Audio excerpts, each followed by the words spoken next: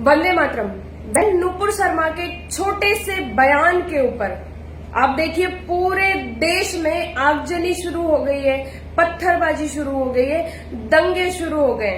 एक छोटे से बयान पर अल्लाह मुल्ला कटमुल्ला मोहम्मद रसगुल्ला सब इकट्ठे हो गए। इनको देश की रत्ती भर भी फिक्र नहीं है। ये इतने दिनों से डिबेट में हमारे आराध्य महादेव को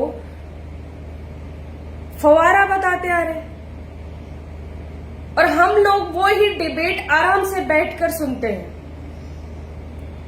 हमारे भगवान श्री राम पर ये कहते हैं कि ऐसा कोई हुआ ही नहीं। हमारी संस्कृति पर, हमारे भगवानों पर सालों से सवाल उठाते आ रहे हैं। हुसैन को आप बहुत अच्छे तरीके से जानते होंगे, जिन्होंने हमारे सभी भगवानों की नग्न तस्वीरें बनाई थी। तब इनका अल्लाह मुल्ला और ये कटमुल्ले कहां चले जाते हैं और हम कहां होते हैं, हम कहां चले जाते हैं, हम हिंदू कहां चले जाते हैं। एक छोटा सा बयान दिया है, उस पर इतने ज्यादा फतवे जारी कर दिए गए हैं। जितने भी मुल्लों के देश है सबके सब हिल गए सिर्फ एक छोटे से बयान पर। ये पिछले 1 महीने से डिबेट कर रहे हैं बैठ करके और सालों से डिबेट चलती है हमारे धर्म के ऊपर, और ये आ जाते हैं अपनी दाढ़ियां लेकर, अपने भद्दे विचार लेकर हमारे भगवानों पर टिप्पणी करने के लिए। आज अगर हमने कुछ कह दिया तो हमारे फतवे जारी हो जाते हैं। जिस पार्टी में बहन नुपुर शर्मा है उस पार्टी से उन्हें निकाल दिया जाता है। ये पार्टी की औकात है। इसलिए हम कभी भी भरोसा नहीं करते हैं इन पर, नेताओं पर बिल्कुल भी।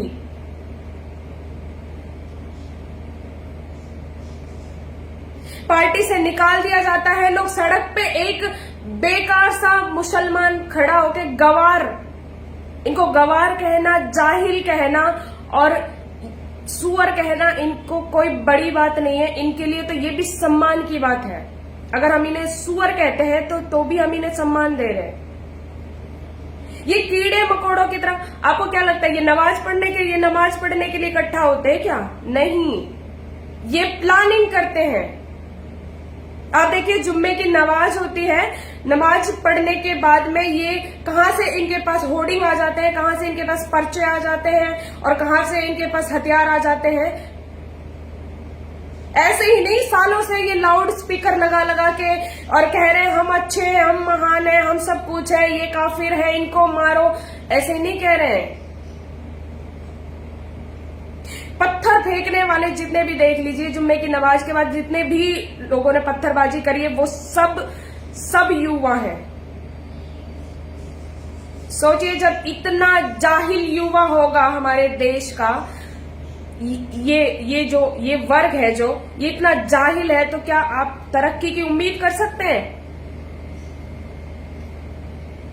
बहन नुपुर शर्मा को इतना बदनाम किया जा रहा है, इतना बेइज्जत किया जा रहा है, फतवे जारी किए जा रहे हैं और उनको अरेस्ट करने की नेता भी, कुछ मुसलमान नेता भी हैं जो कहते हैं कि इन्हें अरेस्ट कीजिए। क्यों करें भाई, क्यों करें?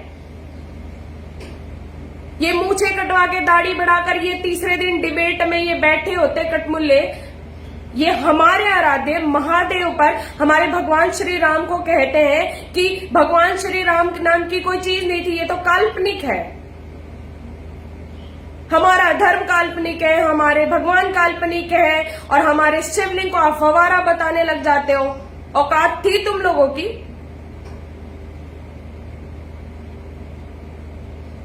अरे तुम अपने लिए ढंग का घर नहीं बना पाते हो। तुम उस समय की बात कर रहे हो, उस समय तुम फवारा लगाने की औकात रखते थे। जानवरों की खाल पहन कर घूमना और घास पत्ते लपेट कर घूमने वाले तुम लोग फवारा बनाने की औकात रखते हो। वंदे मातरम। सभी देशवासियों को मैं देशभक्त गायिका कवि सिंह और मेरा आप सबको हाथ जोड़कर प्रणाम।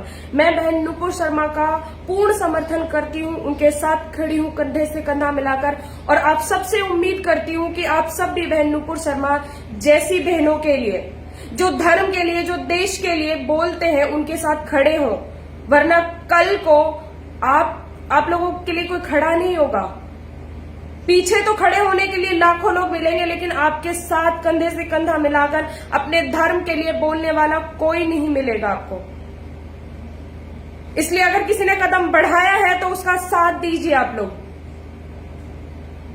पिछले कुछ महीनों से डिबेट पे डिबेट चल रही है और हम लोग बैठकर सुन रहे हैं कि चलो कोई बात नहीं, सेक्युलर देश बन गया है तो हम इसका सम्मान कर रहे हैं, उसका हम उन्हें बराबर मान रहे हैं। लेकिन इनकी औकात ये खुद दिखाते हैं, आप खुद देखिए। और राजनीतिक पार्टियां आग लगाने की बजाय आप ये देखिए किसकी गलती है किसकी नहीं है। और गलत क्या कहा बहन नुपुर शर्मा ने, सही तो कहा है, मैं उनका समर्थन करती हूं। और जो हमारे धर्म पर, हमारे अस्तित्व पर सवाल उठाएंगे, उनका हम अस्तित्व मिटा देंगे।